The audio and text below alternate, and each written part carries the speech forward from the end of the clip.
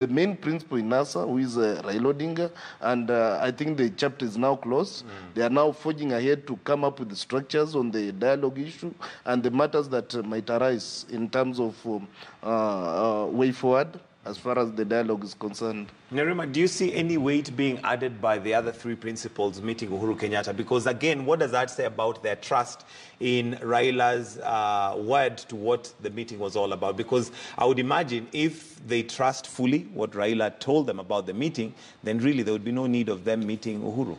Absolutely. I do not see any weight. And in fact, I mean, it's the standard, the picture on the front cover. Oh, yes. If we can just scroll to the front page of so that we can see that. Please do, because we need to caption this picture. Here we have Wetangula leaning on Kalonzo. Leaning, almost a sign of, I have given up. Big brother, you need to do something. Where do we go from here? Where do we go? What do we do? Yeah. Very sad picture here.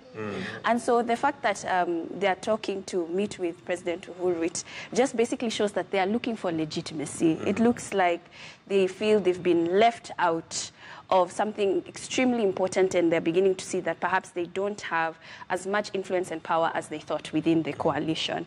And so to be able to have this discussion or dialogue is for them to place that, yes, they have the power to actually call on the president and have a discussion with him one-on-one, almost to the same level as Raila. So that's what they're trying to do. But it also speaks volumes in terms of how powerful Raila is within that coalition, because then you'd imagine if they felt betrayed, which many people feel that Raila may have betrayed them by going behind their backs, then this would be a point for them to draw the line and say, fine, you go work with Jubilee, for us we'll have to come up with another strategy. But it looks like they're playing catch-up. No, they can. Sorry, Nerima. They can easily do that by cutting links with within the NASA coalition and say, okay, let it be a dialogue between Uhuru and ODM. It can be ODM, Jubilee, so that these ones remain behind. But one thing we are failing to acknowledge is the fact that Raila was a presidential candidate, the same as Uhuru. So these are people who are competing for the presidency, and for them to sit down and dialogue, then you don't expect that the whole team. Because we can talk about people like Ndwale, people like Ruto also coming and saying, okay, we also need to be part of this dialogue table. So this, I think, to me, it was about presidential candidates. Those people went to the ballot, and Kenyans voted for them.